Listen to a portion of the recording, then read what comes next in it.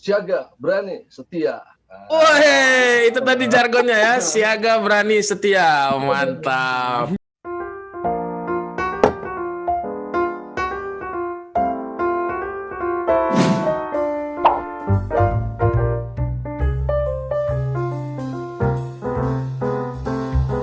Assalamualaikum warahmatullahi wabarakatuh. Waalaikumsalam warahmatullahi wabarakatuh. Warahmatullahi wabarakatuh.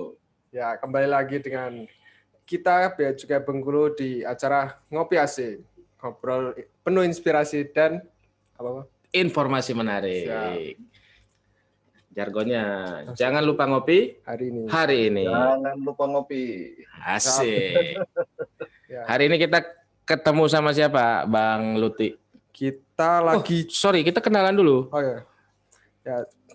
Kenalkan ya, nama saya Lufti, bukan Lutfi, biasa dipanggil Luti. Biasa dipanggil Luti. Luti. Ya, saya dengan Dudi.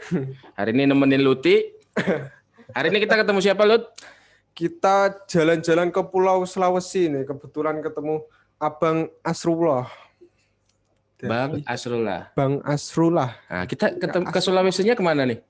Ke Pantoloan gitu. Ke Pantoloan. Jadi ini adalah bagian dari silaturahmi online kita. Selamat bahagia selalu, Bang Asrul. Siap. Ini kita bagian dari silaturahmi online. Hari ini kita ngunjungin Bang Asrul nih di PSO ya, PSO Pantoloan. Dan sepertinya nanti kalau untuk lebih kenal siapa Bang Asrul, nanti kita tanya-tanya lagi aja ya. Langsung izinkan Bang. Atau kita persilakan langsung ya untuk menjelaskan nih Bang Asrul ini siapa beliaunya dan kenapa kita silaturahminya ke Pantoloan. Mohon izin, silakan Bang Asrul. Oke, baik. Terima kasih Bang Dudi dan Mas Luti ya. Sudah disempatkan waktunya nih untuk menengok kita di sini nih. Siap.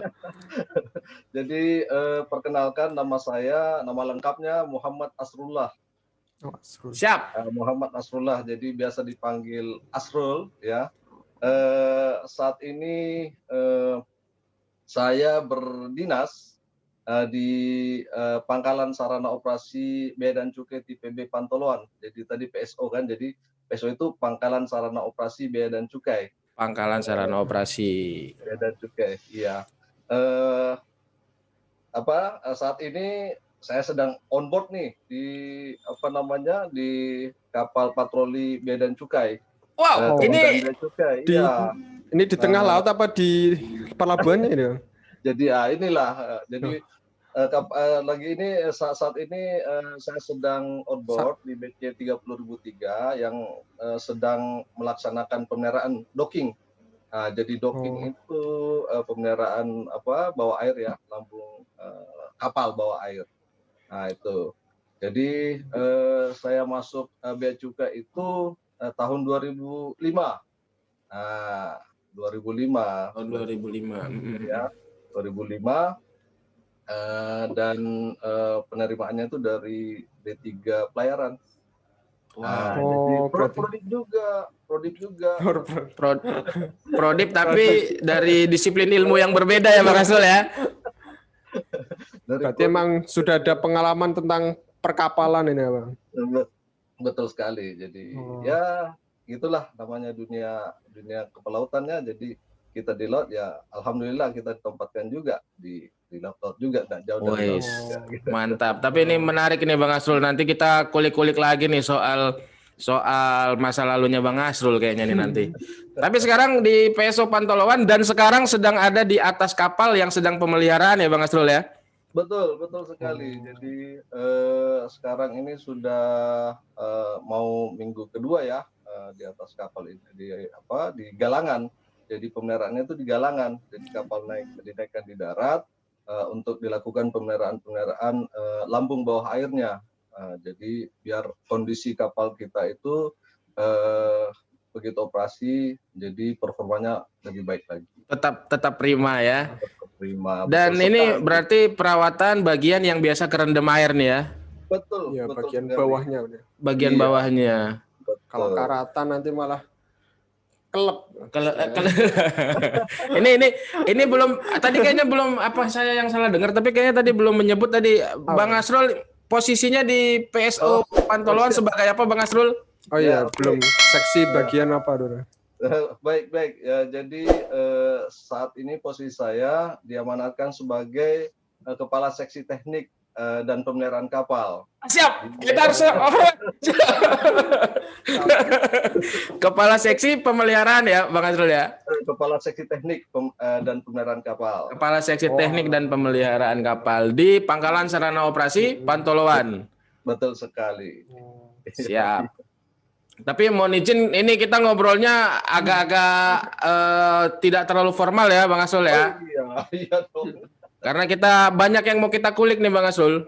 Silakan. Ini aja dulu. Kira-kira kita pengen tahu nih Bang Asrul, kekhususan apa yang membedakan antara PSO sama kantor bea cukai lainnya. Karena ini bagian dari silaturahmi online kita, bagian dari kunjungan kita ke saudara-saudara kita yang ada di kantor-kantor bea cukai seluruh Indonesia. Kita pengen mengulik nih kira-kira apa sih istimewanya, apa sih perbedaannya antara satu kantor dengan kantor lainnya. Mungkin bisa dijelasin Bang Asrul. Baik, jadi kalau kantor bea cukai itu kan ada pelayanan, ada kanwil, ada PSO ya. Kalau di PSO ini ya memang tusinya itu menyiapkan sarana, ya kan, menyiapkan sarana patroli laut. Kalau misalnya di kantor-kantor lain misalnya pelayanan, jadi bagaimana melakukan pelayanan untuk proses kepabeanan dan cukai baik ekspor, impor ya dan fasilitas-fasilitas lainnya. Jadi ini yang membedakan antara kantor-kantor bea cukai yang lain dengan Pangkalan Sarana Operasi Bea dan Cukai. Gitu. Jadi lebih ke arah mempersiapkan peralatannya, khususnya moda transportasinya ya, Bang Asrul ya. Untuk sarana operasi ya, sarana operasi itu berupa kapal patroli. Jadi bagaimana kapal itu siap, istilahnya itu ready for use ya, ready for use anytime. Jadi kapal itu harus dalam kondisi prima untuk menunjang pelaksanaan patroli laut kita. Nah ini PSO ini fokusnya cuma kapal aja berarti? Iya betul sekali. Jadi kapal mobil juga nggak termasuk berarti Kak? Tidak ada berarti. Tidak ada pelayanan. Kalau kendaraan lain seperti mobil, motor trail mungkin apa? Kalau mobil itu kan sifatnya umum lah.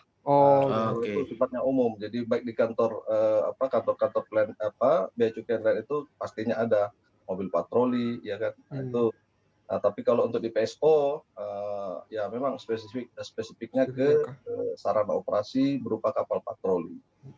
Oke, berarti kegiatan sehari-harinya di kantor ya benar-benar hanya memperhatikan perawatan dan pemeliharaan kapal ya, Bang Asrul ya. Betul sekali. Jadi di kantor itu kita senantiasa melakukan pemeriksaan kapal, perawatan kapal sehingga kapal tersebut layak laut. Layak laut. Ya, layak laut. Kalau dengan pesawat kan sebelum terbang kan harus diperiksa dulu biar layak terbang dia. Sama dengan kapal. Jadi harus dilakukan pemeriksaan, pemeliharaan untuk menjaga kondisinya tetap layak laut dan senantiasa prima.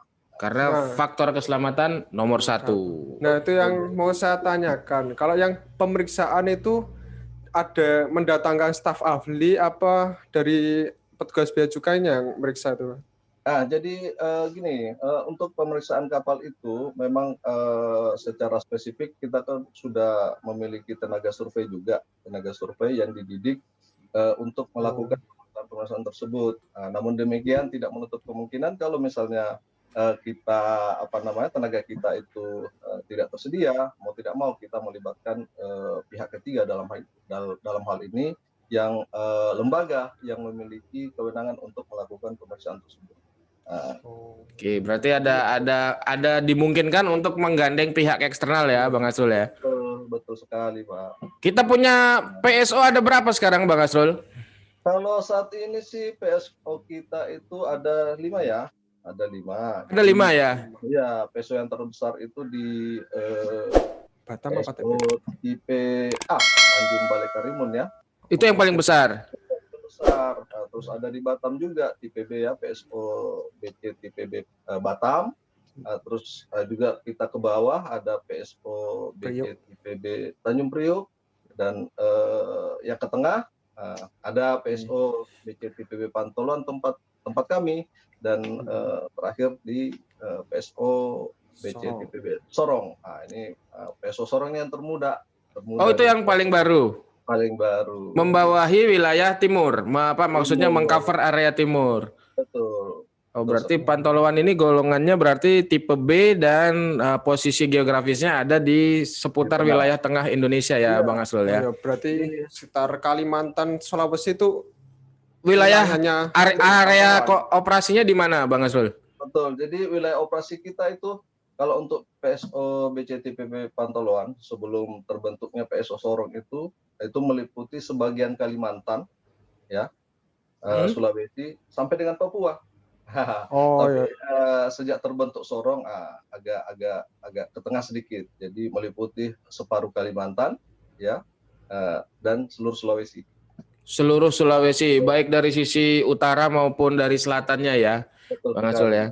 Dan untuk di Pantoloan sendiri kalau kita boleh sedikit dibuka nih, Bang Asrul. Untuk kekuatannya ada berapa ada berapa armada ya, kekuatan armadanya itu ada berapa, dan jenisnya yang kita punya di sana apa aja kira-kira? Oke, baik. Jadi saat ini PSO BCTPB Pantoloan itu memiliki 5 armada. 5 mantap. 5 buah ya. Yang sebelumnya sebelum tsunami itu ada 10. Kena tsunami ternyata. Terdampak tsunami waktu yang di Palu, tsunami Palu ya, Bang Asrul ya. Betul, di tahun 2018 itu terdampak. Jadi kita kehilangan 5 armada. Ya. Itu memang itu memang kemudian rusak dan tidak mungkin dipergunakan kembali ya, Bang Asrul. Betul. Jadi saat ini yang 5 kapal itu terdiri dari 1 unit FPB 60 meter yang saat ini terbesar ya di Bea Cukai. Terus ada 2 unit FPB 38 meter dan 2 unit FPB 28 meter kayu ya. Nah, ini merupakan kapal klasik ya, kapal kayu ya. Iya. Dan menyebut spesifikasinya langsung dengan panjang kapalnya ya, Bang Asrul ya? Iya, betul. Jadi kapal Bea Cukai itu kan identik dengan misalnya kita sebut FPB 60, berarti dia punya dimensi panjang kapalnya itu length overall-nya itu 60 meter. Wah. Ini kita ketemu istilah-istilah kapal nih, Lut. Jadi length over. Length overall, jadi panjang keseluruhan. Keseluruhan. Itu dihitung dari apa nyebutnya, Bang Asrul? Anjungan ya? Enggak. Jadi kalau length overall itu dihitung dari titik terjauh di haluan kapal. Oh, haluan, oke. Ya, sampai dengan titik terjauh di buritan kapal. Oh, itu yang dihitung bersihnya ya, 60 meter gitu ya? 60 meter ya, gitu. Itu diukurnya sejajar lunas. Nah, jadi bukan lunas ini. Bukan lunas utang ya? Bukan, tapi itu istilah di perkapalan itu namanya lunas. Atau kalau di ininya bahasa kerennya itu keel. Iya. Oke, jadi kita punya 5 unit di sana ya, Bang Asrul ya. 5 unit. Tentunya untuk kepentingan pengamanan dan patroli ya, ada dilengkapi dengan persenjataan yang dibutuhkan barangkali ya, Bang Asrul ya. Betul. Jadi untuk patroli itu di samping kapal ya. Kapal itu kan kita dipersenjatai ya untuk kapal dengan awaknya sendiri. Nah, jadi kalau di kapal itu dilengkapi dengan SMB, senjata mesin berat ya. Senjata mesin berat. Nah, terus kalau untuk awaknya sendiri itu dilengkapi dengan pistol ya, dengan senjata itu laras panjang. Ini itu yang semi berat itu beneran dipakai apa enggak tuh? Pernah dipakai apa enggak itu? Sesuai kebutuhan barangkali ya. Itu ya mudah-mudahan jangan terpakai lah. Oh Tapi ya. kan ya kita, Kan kita misal untuk latihan tetap dipakai kalau untuk oh latihan. ya. Kan kalau ngejar kan harus kayak nembak peringatan. Nah, ini nembak Oh, peringatan pakai semi yang berat gitu kan. Oh iya. Meledak kapalnya malah. Banyak SOP yang nanti mungkin betul. harus diterapin tuh Iya. sebelum melepaskan peringatan atau apa mungkin Betul. tergantung situasi dan kondisinya. Betul. Terus ini terkait kegiatan patroli nih Bang Asrul. Patroli Ya. sendiri itu tujuannya apa sih? Ini kan dan kayaknya kan gagah banget tuh teman-teman atau rekan-rekan saudara-saudara kita yang bertugas di PSO itu kan kalau di foto-foto dan video-video yang beredar tuh kan lengkap dengan seragam dan persenjataan dan ini kayaknya membanggakan sekali dan itu kerap mereka gunakan saat melakukan patroli. Sementara mungkin perlu kita gambarin ini ke penonton-penonton kita kira-kira patroli kita itu tujuannya apa gitu Bang Asrul. Ya, jadi gini ya, jadi patroli bea cukai itu dilaksanakan dan bertujuan untuk pencegahan ya, Oh, sifatnya pencegahan ya. Pencegahan, penindakan dan penyidikan terhadap pelanggaran perundang-undangan kepabeanan dan cukai. Serta tujuan lainnya berdasarkan ketentuan hukum yang berlaku. Jadi bukan cuma undang-undang kepabeanan cukai saja yang kita ini kan, tapi juga undang-undang yang merupakan titipan atau yang dititipkan kepada bea cukai itu sendiri. Oh gitu ya, jadi tetap melaksanakan amanah aturan titipan juga menjadi bagian dari situ ya Bang Asrul. Mau tanya, yang kalau patroli itu rutenya mana aja kalau yang di Pantoloan ini? Apa emang bener lingkari Pulau Sulawesi gitu Bang? Jadi gini, saya jelaskan. Jadi PSO BCTPB Pantoloan itu melayani 4 stakeholder. 4 stakeholder. Ya, stakeholdernya itu satu Kanwil Sulawesi bagian utara. Sulbaktara. Sulbaktara. Nah, kemudian kita ke bawah Kanwil Sulbaksel atau Sulawesi bagian Selatan. Nah, terus kita ke barat ke Kalimantan. Nah, kita juga melayani Kanwil Kalbaktim. Dan ke selatan kita melayani juga Kanwil Kalbaksel. Nah, jadi 4 Kanwil. 2 dari Kalimantan dan 2 dari Sulawesi karena Sulawesi dibagi 2 wilayah ya kalau Kanwilnya ya Bang Asrul ya. Betul sekali. Jadi gitu. Jadi itulah operasi kami. Dan operasi itu tergantung daripada stakeholder tersebut mau kemana. Jadi sifatnya PSO BCTPB Pantoloan itu mempersiapkan armada untuk itu. Dan bukan cuma armadanya, termasuk krunya juga, awak kapalnya. Satu paket personelnya ya Bang Asrul ya? Betul sekali. Jadi antara kapal dan awaknya. Berarti untuk personel juga ditambah dengan kantor stakeholder tadi dong? Iya, betul sekali. Jadi biasanya Kopat atau komandan patrolinya itu dari kanwil-kanwil tersebut. Oh gitu ya. Jadi benar-benar yang sifatnya sesuai perintah maunya bagaimana. Terus kalau jumlahnya tuh berapa biasanya Bang? Kalau tiap operasi itu berapa orang? Dari mulai kelas kemudinya? Ya, jadi kalau untuk FPB 60 meter itu bisa sampai 30 orang. Satu kali perjalanan? Ya, terus yang untuk FPB 38 itu sampai dengan 25 orang. Dan untuk FPB 28 meter kayu itu sampai dengan 21 orang. Oke, berarti dimulai dari 20 sampai 30 orang itu satu kali melakukan kegiatan operasi ya Bang Asrul ya? Betul sekali. Nah, kalau sekali berangkat atau sekali patroli itu waktunya berapa lama Bang Asrul? Kalau untuk patroli ya, jadi satu SPB ya, atau SPB itu surat perintah berlayar. Surat perintah berlayar. Itu biasanya 2 minggu. Satu kali SPB itu rata-rata 2 minggu ya Bang Asrul? 2 minggu, dan itu bisa diperpanjang sampai dengan 1 bulan.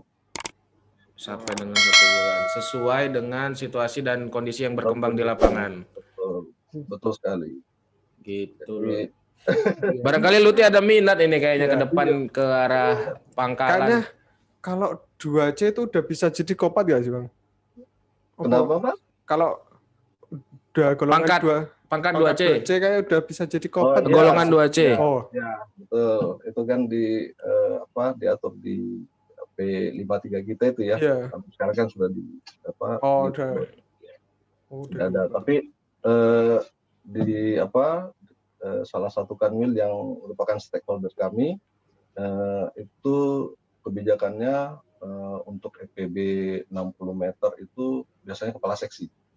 Minimal kepala seksi untuk kopatnya. Oke. Berarti secara administratif karena ini kaitannya juga dengan dasar hukum ya Bang Asrul ya. Betul. Karena apapun kegiatan yang dilakukan oleh kegiatan operasi pasti akan ada akibat hukumnya ya. Jadi tetap semuanya harus sesuai dengan aturan. Nah, sekarang kayaknya kalau ngomongin teknis ini memang agak berat nih, Mas Luti. Sekarang kita tanya pertanyaan receh ini, Bang. Apakah semua petugas yang ikut patroli itu wajib bisa berenang, Bang? Nah, ini dia nih. Receh aja, pertanyaannya receh, Bang. Jadi gini, kalau memang secara ideal ya atau logika saja. Jadi kalau misalnya kita bekerja di air ya pastinya harus tahu berenang lah ya. Oke. Soalnya gini, siapa tahu ada anggota kita yang mungkin belum punya kemampuan berenang tapi pengen menjadi bagian dari tim patroli laut misalnya gitu. Apakah kemudian itu akan menggugurkan karena tidak memenuhi persyaratan atau gimana kan gitu, Bang? Enggak juga sih. Jadi meskipun kita enggak bisa berenang, ya tentunya namanya pelaksanaan tugas ya siap melaksanakan kan? Siap. Iya kan? Iya betul. Saya biasanya gini Bang. Kalau nggak mau penempatan PSO ya bilang aja nggak bisa berenang gitu kan. Nah, ayo ketahuan nih. Kebongkar ini. Bener nggak itu Bang? Tapi lucu. Gitu. Jadi saya punya rekan juga. Jadi mereka itu direkrut dari STM. Konon tidak bisa berenang. Tapi begitu di PSO ada latihan rutin berenang. Akhirnya dia bisa berenang. Gitu. Nah, jadi itu nggak bisa jadi alasan. Gitu loh. Tidak bisa jadi alasan dan tidak bisa menjadi trik-trikan ya. Betul. Apalagi kan ininya jargonnya adalah siap melaksanakan tugas. Kan begitu ya Bang Asrul? Jadi nggak usah nego-nego lu bilang aja nggak bisa berenang. Wah, kena. Ya kan? Suruh latihan malah disuruh latihan gitu ya kan. Terus jargonnya PSO itu siaga, berani, setia. Wah, itu tadi jargonnya ya, siaga, berani, setia. Mantap. Terus ada pertanyaan berikutnya nih Bang Asrul. Untuk orang-orang yang mungkin baru bergabung atau orang-orang yang awam kan namanya perjalanan laut itu kan identik dengan mabuk nih Bang Asrul. Oh iya, betul sekali.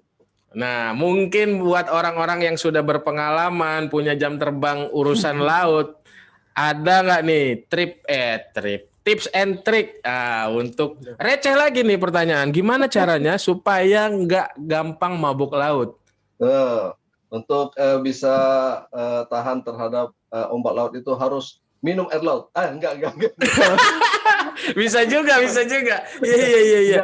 Enggak. Jadi pada dasarnya kalau biasalah kalau orang namanya pertama naik kapal pasti adalah pusing-pusing, mabuk kan. Namun demikian kalau seiring dengan perjalanan waktu karena seringnya ini ya insya Allah tidak akan mabuk lagi. Gitu. Ini kayaknya harus kita bagi dua nih. Kita harus bagi dua nih. Tips and trick yang logis dan yang mitos. Yang legend di kalangan pelaut tuh kan ada banyak tuh, ada yang bisa dijelaskan dengan ilmiah, ada yang tidak. Ini kita bagi dua nih Bang Asrul. Kira-kira balik lagi ke tipsnya nih.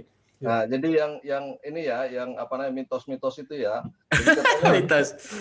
Kalau misalnya mau tahan tidak mabuk, minumlah air laut. Itu kan. Bahkan ada yang lebih ekstrim. Dia bilang gini, minumlah air jangkar. Air jangkar itu kan. Iya makanya saya bilang. Air jangkar itu maksudnya air yang di seputaran. Jadi kan kalau rendaman jangkar atau gimana? Jangkar itu mau di heat up atau dinaikkan, itu kan disemprot air tuh. Iya. Nah, itu yang diminum tuh. Apa enggak bahaya itu mau mitos itu. Iya, mitos. Ya, itu kan golongannya yang boleh percaya boleh enggak kan gitu. Tapi kalau yang urusan ilmiahnya gimana nih Bang Asrul? Ilmiahnya sih ya memang sih orang yang pertama naik kapal pasti merasakan pusing-pusing lah, ya kan, pusing-pusing. Sama dengan saya juga waktu awal naik kapal itu. Jadi waktu naik kapal itu ya memang ya biasalah. Meskipun kapal saya besar, enggak segede enggak sekecil kapal patroli, ya tetap aja pusing, apalagi kapal patroli kan.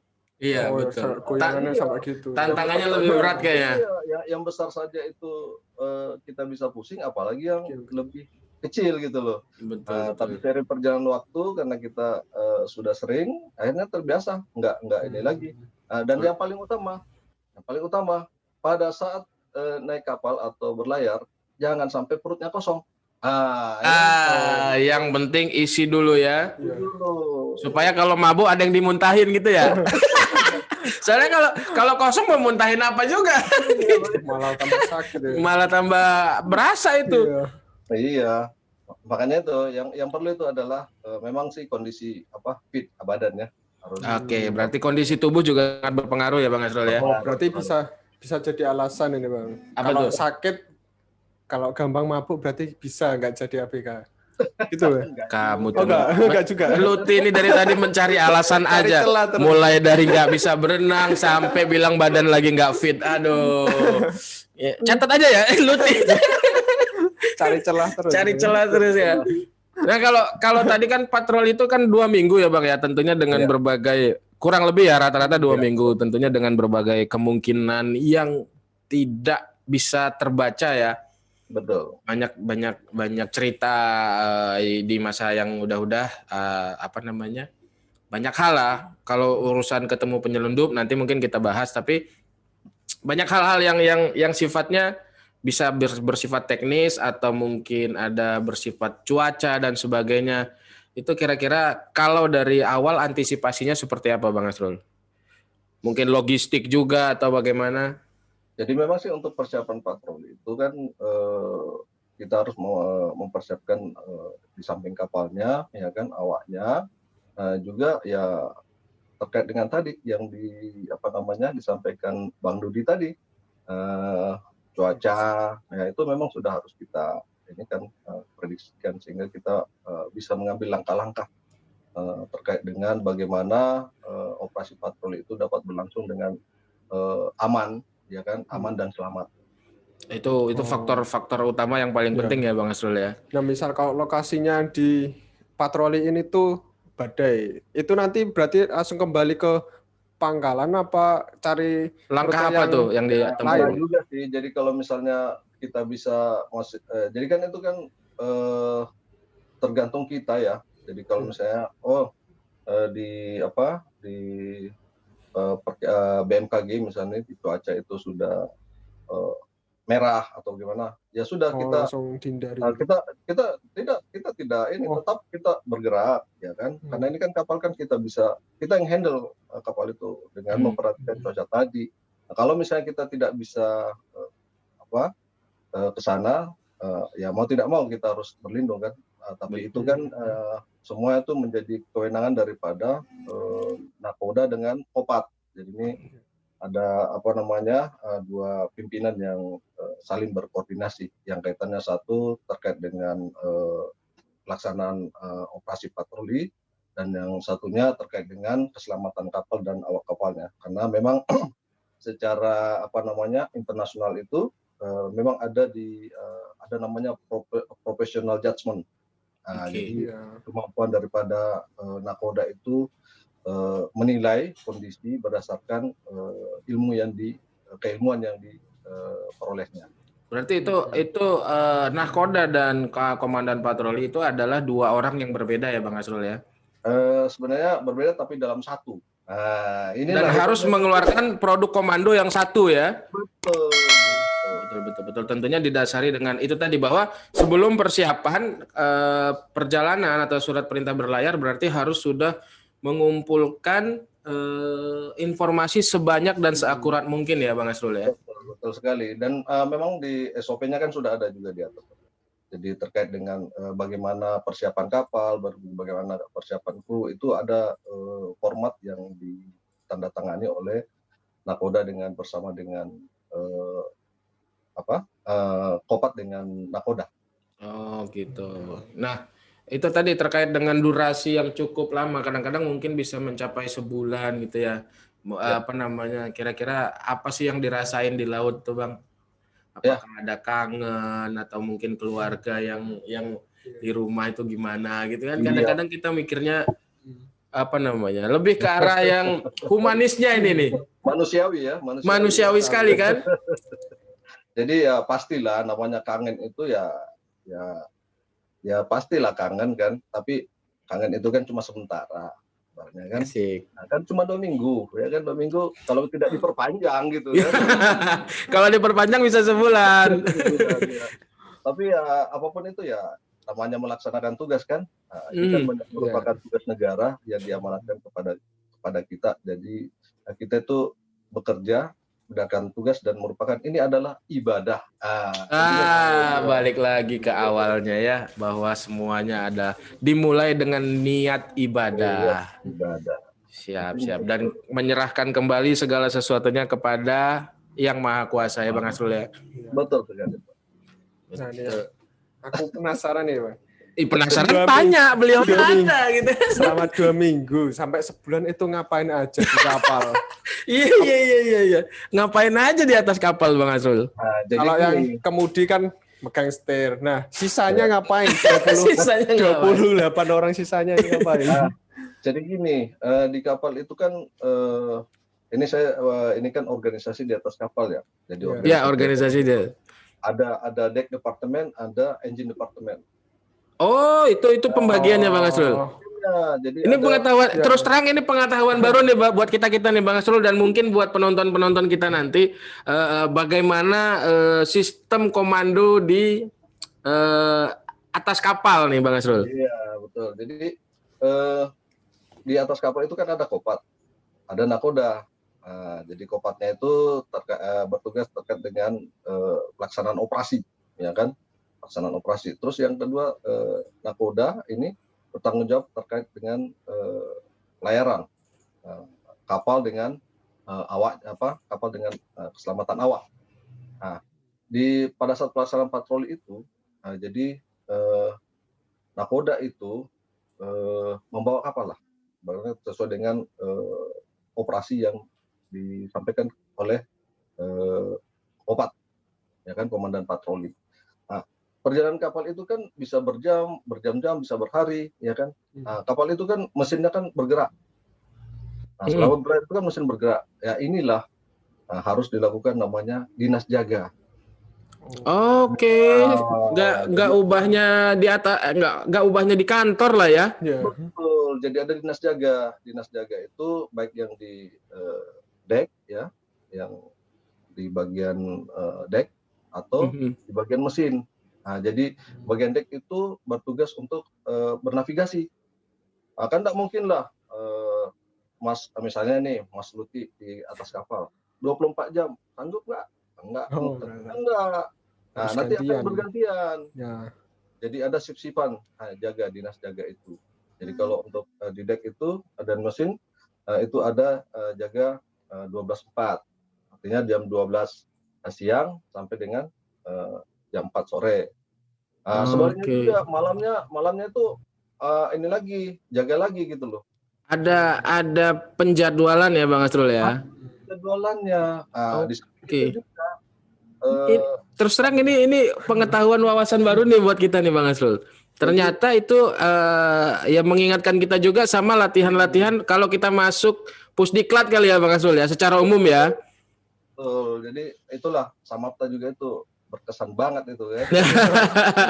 Jadi ternyata itu diterapin di atas kapal. Di kapal itu ada Jadi di samping itu jaga tadi juga melakukan maintenance. Oke, sambil memperhatikan itu ya. Memperhatikan itu, ya kan? Maintenance untuk yang misalnya di deck itu, jadi pengamatan radar, ya kan, bernavigasi itu sangat diperhatikan sekali.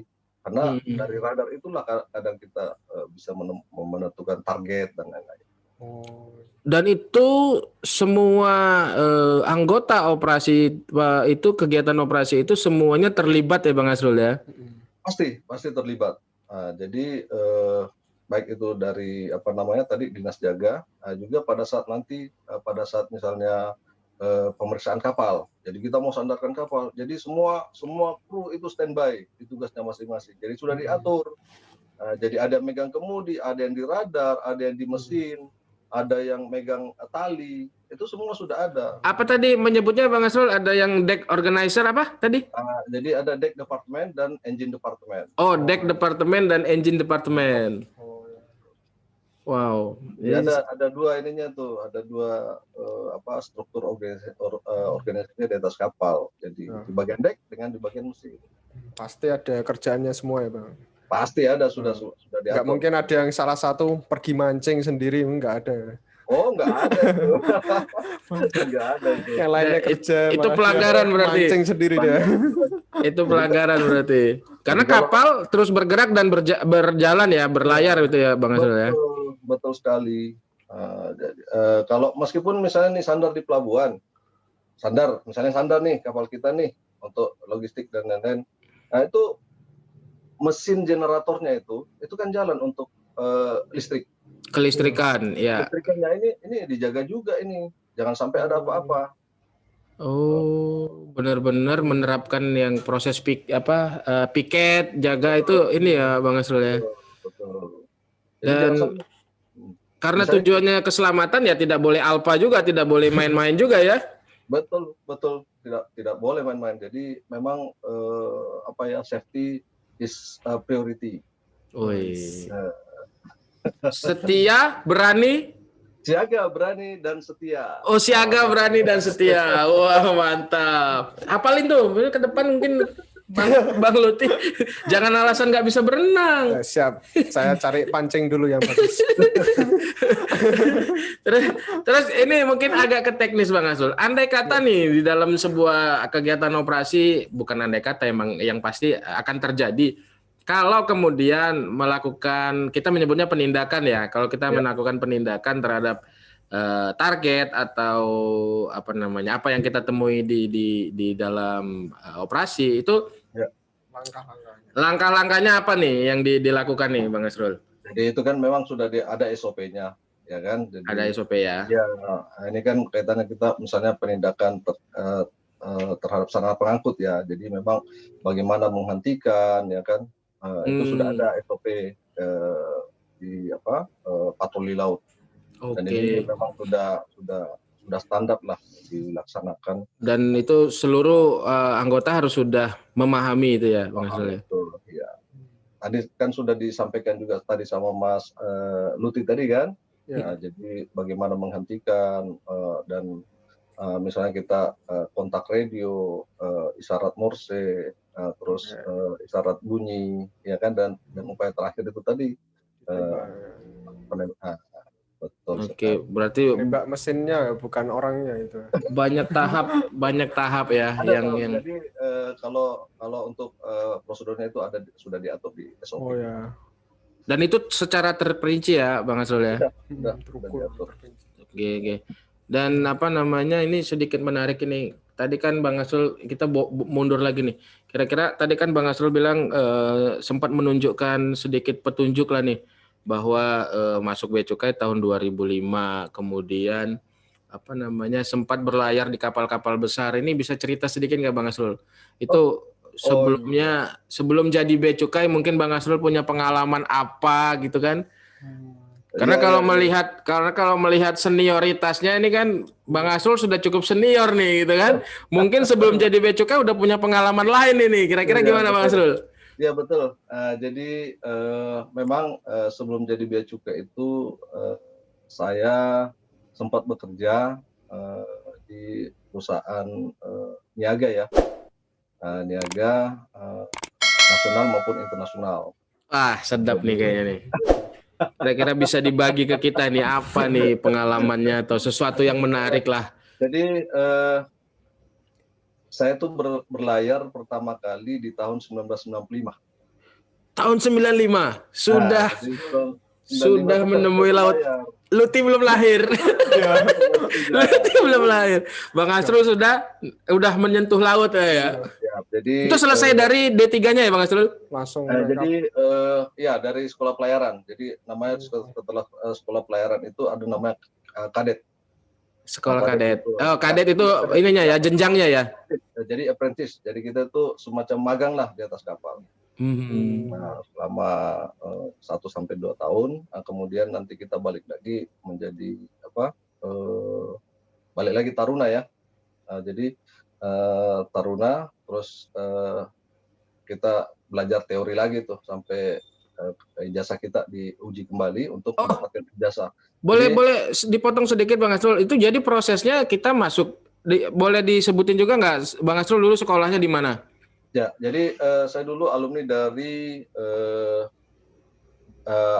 BPLPD Barombong di Makassar juga. Di Makassar. Kemudian tahun pertama belajar teori gitu. Ya, jadi setahun kita belajar, kemudian 2 tahun praktek, kemudian 1 tahun lagi teori. Balik lagi ke kelas. Untuk kita diuji untuk mendapatkan sertifikat kepelautan. Jadi di laut di sekolah kepelautan itu di samping kita mendapatkan ijazah formal juga mendapatkan ijazah kompetensi kepelautan. Total masa pendidikannya berapa lama Bang Asrul? Jadi kalau di 4 tahun ya, kan dihitung itu ininya. 4 tahun itu jenjang pendidikannya di atas SMA ya? Ya, betul. Di atas SMA. Oke, 4 tahun. Berarti setahun teori, 2 tahun lapangan, 1 tahun kemudian tambah teori lagi. Dapatnya ijazah plus kompetensi. Lama Bang, 4 tahun. Ya, jadi ya itu tadi. Tahun 95 sudah masuk laut, sudah menjelajah ya Bang Asrul ya? Ya, sudah jadi apprentice, jadi kadet dulu ya. Jadi kapal pertama saya itu kapal tanker.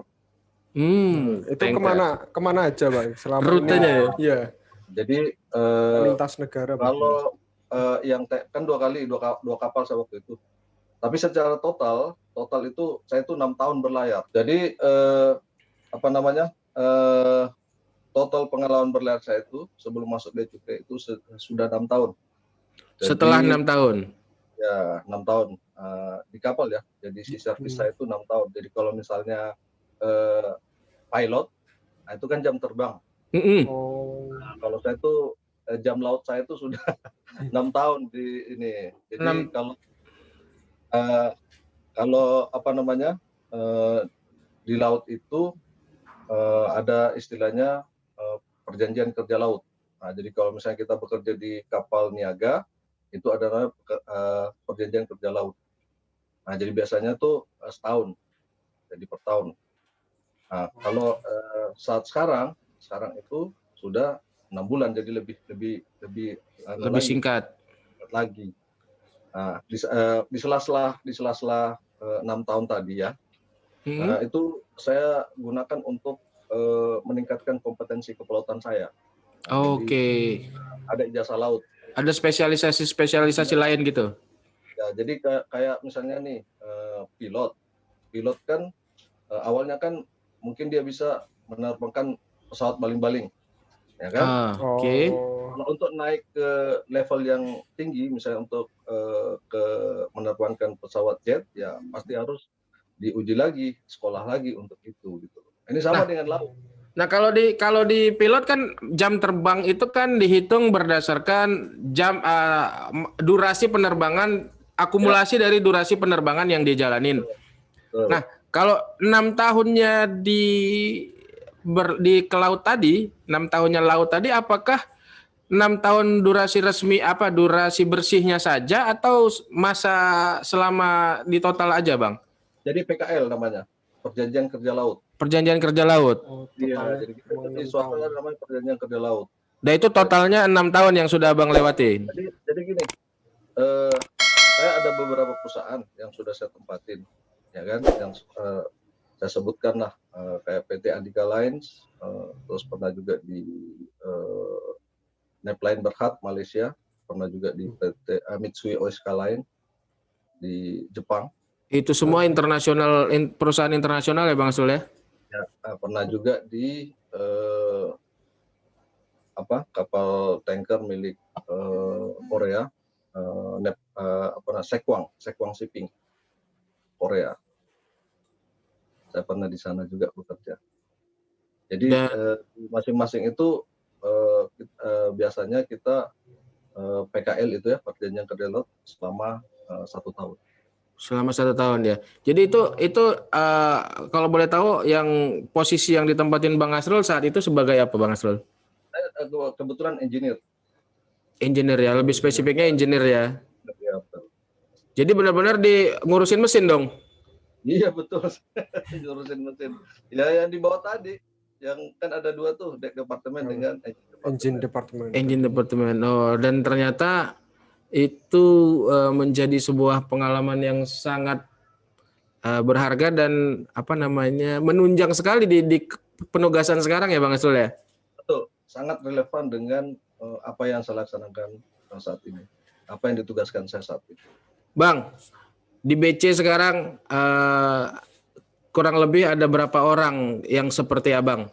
Maksudnya dengan pengalaman yang Abang tahu, yang se-expert misalnya dengan jam laut yang lumayan tinggi gitu kan, kemudian baru jadi bea cukai. Nah, yang Abang tahu berapa banyak Bang orang-orang yang seperti Abang? Waduh ya, ini harus kita mungkin enggak, soalnya dalam gambaran kita kayaknya orang-orang seperti Bang Asrul ini masih jarang kayaknya ya. Langka, manusia langka. Langka, betul. Karena rata-rata kan kita kalau memang penerimaannya dari jalur yang umum seperti prodip dan sarjana, kan yang punya spesialisasi pendidikan laut itu kan mungkin nggak banyak ya, dan kemudian dalam perjalanan kita kan banyak ditempatin ke ruang-ruang tugas yang mungkin nggak sejalan dengan pendidikan kita awalnya gitu loh. Betul sekali. Jadi orang langka seperti Bang Asrul ini, dalam gambaran Bang Asrul kita punya banyak nggak Bang Asrul? Ya ada beberapa orang lah. Ini rekan-rekan kami juga yang sudah memiliki pengalaman berlayar sebelum jadi bea cukai ya. Iya betul sekali, sebelum masuk bea cukai. Oke. Dan bahkan ya mungkin ada beberapa orang lah di bea cukai ini. Ya. Dan semuanya saat ini masih aktif ya? Masih aktif. Masih aktif ya. Karena memang kompetensi yang dimilikinya memang berbeda ya kan, Lut. Dan punya cukup pengalaman yang luar biasa bergabung di dunia perniagaan bersama perusahaan-perusahaan internasional loh. Iya. Bang Asrul udah kemana aja Bang Asrul? Wah, kalau dibilang berlayar kemana aja, kalau misalnya Indonesia ini sudah pernah dari Aceh sampai Papua ya, sudah pernah. Wow, itu Indonesia, ya kan? Yang luarnya, ya kan? Kalau dari luar itu, kalau misalnya Asia sudah ya. Korea. Atau kalau sulit menyebutkan yang sudah pernah, kita balik, sebutkan aja yang belum pernah, ya kan? Yang belum pernah itu ke kutub ya. Yang belum pernah ke kutub berarti udah hampir semua dong. Di sana juga ke kutub ngunjungin siapa? Penguin Bang. Ngunjungin penguin apa ngunjungin beruang? Jadi hampir semua ya Bang ya. Ya, kalau Asia, Australia, terus ke Amerika, terus ke Amerika Latin sudah. Luar biasa. Saya cuma bisa geleng-geleng. Luar biasa. Terus apa yang membuat Bang Asrul memilih jadi bea cukai.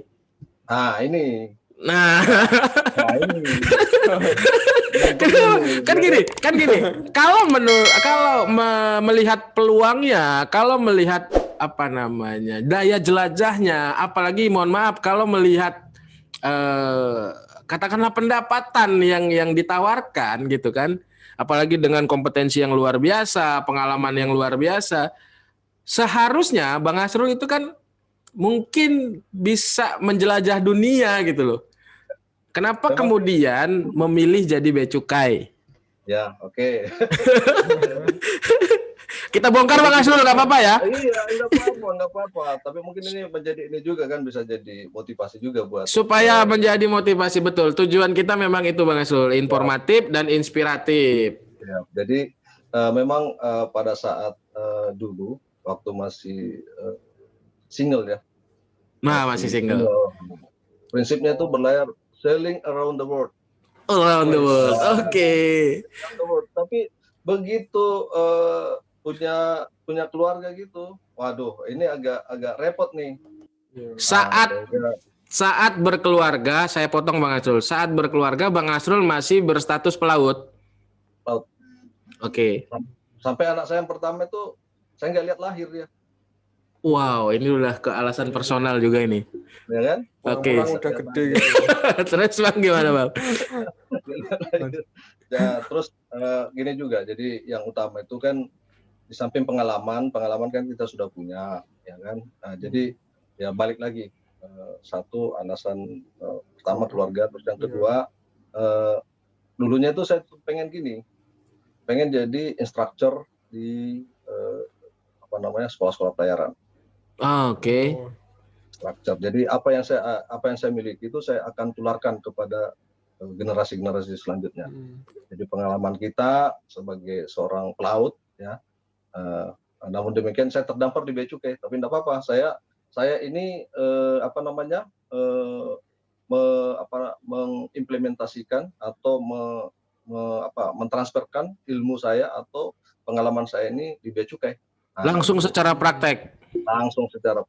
Gitu. Tapi kayaknya menarik itu Bang Asrul. Kalau kemudian misalnya Bang Asrul punya keinginan dulu menjadi instruktur atau kalau kita secara umum pengajar ya Bang Asrul ya. Bisa jadi dosen sebenarnya. Sebenarnya mungkin apakah memungkinkan atau mungkin kita yang kurang update, apakah memang sudah ada kurikulum tentang kelautan di sistem diklat kita Bang Asrul? Itu sudah ada. Jadi termasuk kemarin di Prodip 3 ya. Iya, di STAN udah ada. Oh, di STAN sudah ada. Mata pelajaran pengawasan laut. Iya, saya sempat ngisi juga di situ 1 semester masalahnya. Oh, iya. Gak ketemu sama Luti, Bang? Gak ketemu ya? Iya. Berarti sudah ada ya. Justru itu masuk ke di Prodip 3 kita ya? Nah, kalau di Pusdiklat kita belum ada ya, Bang? Sudah ada juga. Itu kan ada diklat Sipset atau diklat patroli. Oh, lebih ke arah sana ya. Jadi tapi disiplin ilmu lautnya berarti hanya bagian sepersekian aja ya dari kurikulumnya ya. Betul. Nah, mungkin Bang Asrul bisa meneruskan cita-cita itu di sana kali Bang Asrul. Ya. Amin ya kan. Jadi benar-benar termaksimalkan nih keilmuan yang dimiliki oleh Bang Asrul dan mungkin orang-orang yang punya kompetensi seperti Bang Asrul nih. Siap. Berarti alasan keluarga ya Bang ya? Alasan keluarga. Apapun itu, jadi memang background dari keluarga kami itu kan memang dari pegawai negeri sipil. Oh, nyambungnya juga ke situ ya? Iya, nyambungnya ke situ juga. Jadi bagaimana kita bisa mengabdikan diri kepada bangsa dan negara ini kan? Merah putih pokoknya. Merah putih Bang, merah putih. Iya, benar. Betul. Jadi alasan keluarga dan pengabdian ya. Kemudian memilih jadi bea cukai. Betul. Mantap ini. Ini loh contoh nyata nih ya kan. Punya kesempatan dan kompetensi yang luar biasa tapi akhirnya memilih jadi aparat bea cukai. Abdi negara. Kita balik lagi nih Bang Asrul. Selama di bea cukai punya pengalaman menarik nggak? Di laut khususnya. Yang mungkin masih teringat atau sangat berkesan. Kalau pengalaman mungkin udah luar biasa ya. Jadi oke, jadi pengalaman menarik itu adalah pada saat patroli dulu, waktu masih di kapal kan, di kapal patroli. Jadi kita sampai bisa menarik 3 kapal penyelundup loh. 3 kapal penyelundup. Wow. 3 kapal penyelundup dalam satu saat. Dalam satu kali momen. Satu saat, iya, satu momen. Jadi kita tarik itu, ya kan? Luar biasa. Itu, oh ya, bea cukainya pakai berapa kapal itu? Satu. Cuma satu naik 3. Kita mundur dulu dikit. Kita mundur dulu dikit, Bang. Masuk bea cukai dimulai dari mana, Bang Asrul waktu itu? Jadi masuk bea cukai itu saya ditempatkan di Pangkalan Sarana Operasi Bea dan Cukai TPB Tanjung Priuk. Wow, langsung ke Tanjung Priuk. Oke. Dan disitulah kejadian yang ini. Penugasan kami itu kami melayani dari Direktorat Penindakan dan Penyidikan. Jadi kopat-kopatnya itu dari P2 Pusat. P2 Pusat, ya. P2 Pusat. Kemudian operasi kita wilayah Barat. Wah, wilayah Barat. Di pantai Sumatera. Pantai Timur Sumatera. Nah, disitulah pengalamannya menarik itu. Wow. Dalam satu saat 3 kapal langsung bisa kita tarik. Coba, gitu. Dengan komoditi yang berbeda-beda.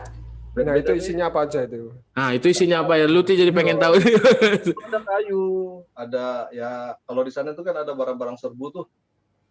Serbu yang macam-macam itu kan. Itu paling gede banget di sana. Oh, kayu gelondongan. Kayu.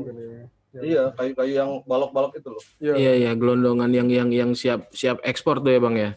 Betul. Diselundupkan ke luar negeri berarti ya. Dan itu salah satu yang paling berkesan ya, Bang Asrul ya. Salah satu yang paling berkesan. Terus yang terakhir ini uji yang terbaru. Yang terbaru. Nah, di PSO Pantoloan kan. Di PSO Pantoloan itu di awal tahun kemarin alhamdulillah dapat menggagalkan ya kan penyelundupan narkotika. Sebanyak 40 kg. Wow. Apa jenis barangnya, Bang Asrul? Metamfetamin. Metamfetamin. Modusnya bagaimana, Bang Asrul? Langsung saya tanya-tanya nih. Jadi ini sinergi memang ya. Sinergi. Sinergi dengan APHL. Ya betul, dari BNN. Oh, dari BNN. Siap. Lantas apa yang jadi modusnya atau gimana, Bang Asrul? Polanya bagaimana? Ini cerita menarik nih. Siapa tahu akan semakin mendorong Luti dan teman-teman untuk saya pengen nih jadi bagian dari PSO kan gitu. Nggak cari celah lagi ya. Nggak cari alasan lagi. Jadi case itu merupakan case yang terbesar ya, yang di Sulawesi Tengah ya. Luar biasa. 40 kilogram. 40 kilogram. Ya, jadi kapalnya itu dari dari Kalimantan Timur lah, mau nyebrang. Jadi itu antara Sulawesi dan Kalimantan ya, Bang Asrul ya. Ya. Penindakannya itu di Selat Sulawesi. Selat Sulawesi. Kapal itu dari mana mau kemana, Bang Asrul? Dari ini Pulau Bunyu ya. Pulau Bunyu menuju ke mana? Palu. Oh, tujuan Palu. Menuju Palu deh. Ya, jadi modusnya apa diapain tuh? Penyembunyiannya bagaimana, Bang Asrul, atau gimana? Bisa cerita sedikit? Jadi penyembunyiannya itu di ini. Inilah fungsi daripada kegunaan ya diklat shipset. Oke.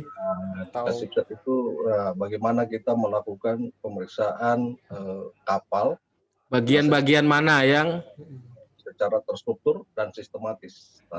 Jadi sekali bergerak seluruh tempat atau situasi-situasi yang dimungkinkan langsung terbaca ya, Bang Asrul ya. Terbaca.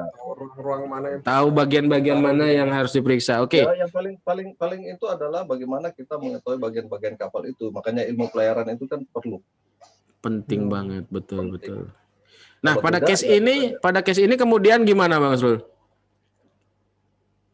Jadi kan operasi itu kan operasi sinergi ya. Bersama dengan BNN, jadi tim BNN juga turun, ya kan? Karena kita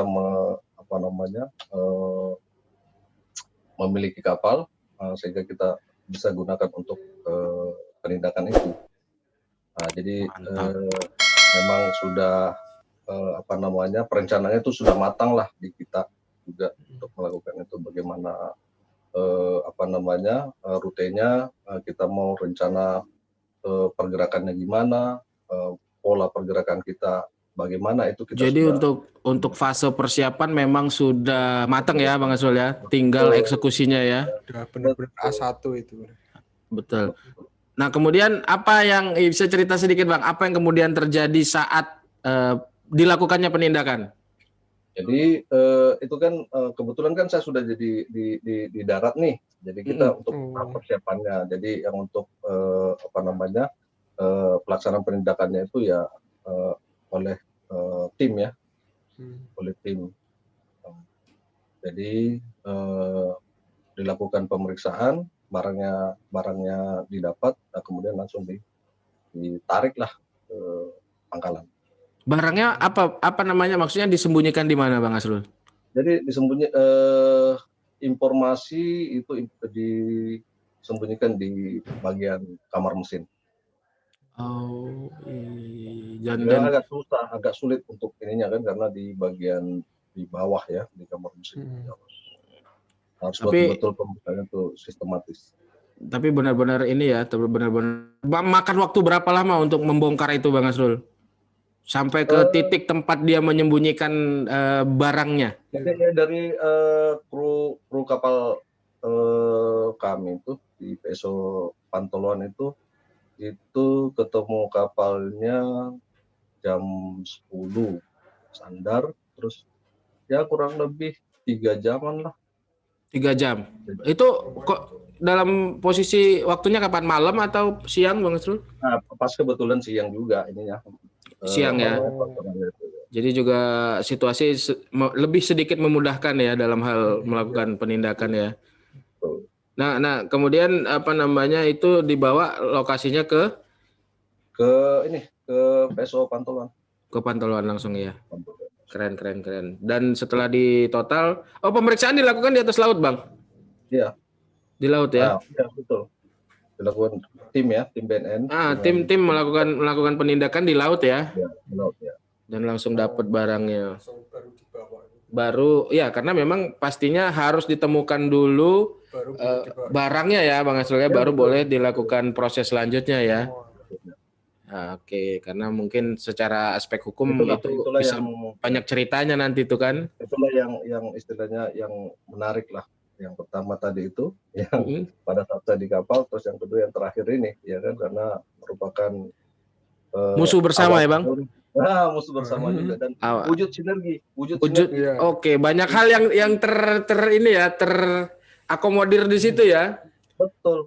Ada terjadi di awal tahun, kemudian wujud sinergi yang baik antar aparat penegak hukum.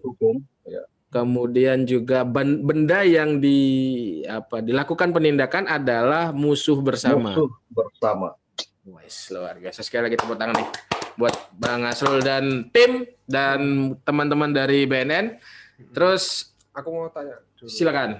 Ini selama 2020 kan masa pandemi ini, apa tetap intens melakukan patroli atau enggak Bang? Kan iya, aku malah dengar itu anggarannya dikurangin untuk yang ini Kak, patroli gini. Ya pastilah. Jadi meskipun pandemi begini, kita tetap melaksanakan pengawasan ya di perairan ya. Karena ya bisa jadi dengan momen-momen pandemi ini dimanfaatkan oleh orang-orang yang tidak nggak ada cerita pandemi. Nggak ada liburnya berarti. Patroli jalan terus. Patroli jalan terus. Dan ini pun kita persiapkan nanti untuk patroli lagi nih. Woi, sudah dalam proses persiapan untuk langkah selanjutnya Bang Asrul ya. Betul. Jadi tidak ada. Ini termasuk dengan perawatan ini tadi ya. Perawatan ini. Sampai Bang Asrul menerima kunjungan kita nih di atas kapal nih sebenarnya. Tadi sebenarnya dalam lobby kita tadi kita minta izin nih Bang Asrul untuk sedikit menjadikan kapal menjadi latar belakang. Cuman mungkin agak sulit mewujudkannya. Akhirnya Bang Asrul meladeni kita, dan ini kita berterima kasih sekali nih Bang Asrul meladeni kita di atas kapal, dan apresiasi yang tinggi buat teman-teman di tim PSO dimanapun berada, mungkin salah satunya sekali ini perwakilannya dari Pantoloan. Siap. Nah, apa namanya? Kita ngomongin secara umum nih Bang Asrul. Kira-kira armada kita di Pantoloan ini, armada kita di PSO kita ini apakah sudah memasuki kategori ideal atau kira-kira punya gambaran lain Bang Asrul?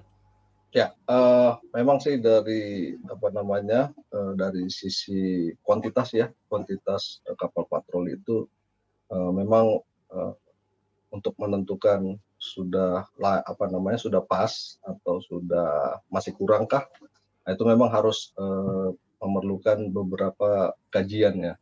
Okay. Dan saat ini rekan-rekan di kantor pusat juga sudah melakukan hal itu terkait dengan pembuatan kajian. Dengan memperhatikan banyak faktor. Jadi kalau misalnya kita mau menentukan itu, faktornya itu banyak. Prosesnya juga panjang ya Bang Asrul ya? Ya, dari usia kapal kita yang ada saat ini, ya kan? Terus pola operasi kita, terus wilayah perairan kita. Kenapa wilayah perairan? Karena jangan sampai kita menempatkan kapal yang tidak sesuai dengan kondisi kemampuan berlayarnya. Iya. Jadi betul. Misalnya nih, nah, contoh kecil nih, kapal speedboat, misalnya nih yang kecil ya saja, kapal speedboat 10 meter, disuruh berlayar di Laut Cina Selatan, itu enggak cocok. Iya kan? itu sama dengan buang-buang aset kayaknya Bang Asrul ya. Jadi itu yang kayak gitu, yang jadi memang betul-betul banyak faktor yang harus diperhatikan. Banyak sekali variabelnya ya Bang Asrul. Variabelnya. Betul. Tapi, makanya kawan-kawan di pusat di subdit patroli laut itu sudah melakukan itu. Sebelum mendapat amanat tugas di Pantoloan, kayaknya Bang Asrul juga menjadi bagian dari sana ya Bang Asrul ya. Bagian dari komando itu ya. Jadi sebelum di PSO BC TP Pantoloan ya kami ditempatkan di Subdirektorat Sarana Operasi. Dan pasti juga terlibat dalam kajian itu juga. Dalam kajian-kajian itu pastinya terlibat lah dalam segala kompetensi dan keilmuannya ya. Luar biasa. Ya. Jadi belum bisa Bang Asrul ya, belum bisa digambarkan apakah sudah dalam yang jelas mungkin yang perlu kita ini kan juga adalah permajaan kapal-kapal yang klasik tadi.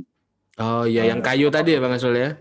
Itu yang betul-betul harus kita perhatikan itu. Berarti jadi kita butuh yang remaja ya, bukan yang tua ya Bang Asrul ya. Karena kan memang operasi patroli itu kan harus didukung oleh sarana operasi yang optimal kan. Betul. Pelaksanaan juga bisa maksimal. Betul. Dan jadi jangan sampai baru kapalnya kita mengoperasikan kapal yang misalnya nih sudah batuk-batuk ibaratnya kan, baru kita mau pulang sudah batuk, gagal lah operasi kita kan gara-gara salah operasi. Malah sibuk mikirin kapalnya ya. Iya itu makanya. Nah itu kan tadi dari armadanya Bang Asrul. Kalau dari lokasi pangkalannya nih Bang Asrul, apakah sudah memadai? Ini juga penambahan mungkin ya. Nah ini juga sedang dikaji oleh rekan-rekan di kawan-kawan dari pusat ya, khususnya di subdit patroli laut, kaitannya dengan relokasi mungkin atau penambahan daripada pangkalan sarana operasi itu. Jadi itu sudah menjadi satu paket sama kajian tadi ya Bang Asrul ya. Satu paket dengan kapalnya gitu. Iya. Oke lah. Ada himbauan atau saran barangkali Bang Asrul untuk untuk kemajuan atau untuk organisasi kita ini? Masukan untuk kita semua. Terutama mungkin masukan untuk yang muda-muda nih seperti Luti dan teman-teman. Ya intinya gini. Jadi dimanapun kita berikanlah yang terbaik buat institusi ini. Luar biasa. Ini mantap, ini pesannya singkat, padat dan jelas. Oke. Gimana Lut?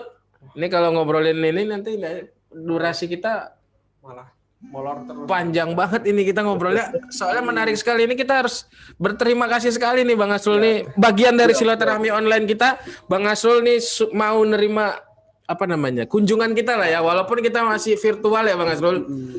Tapi mudah-mudahan ini bisa menjadi motivasi, informasi dan inspirasi dari yang dikemas dari BC Bengkulu untuk semuanya. Ya, mudah-mudahan bermanfaat. Sekian, kita pamit dulu. Apa kita pamit ya? Kita pamit dulu nih Bang Asrul. Terima kasih sekali lagi atas kesediaannya membagi waktu dan berbagi cerita sama kita Bang Asrul. Kemudian juga mohon maaf kalau ada hal-hal yang kurang pas. Siap. Kita akhiri obrolannya di sini ya Bang Asrul ya. Ya, kami pamit. Wassalamualaikum warahmatullahi wabarakatuh. Waalaikumsalam warahmatullahi wabarakatuh. Siaga, berani dan setia. Siaga, berani, setia.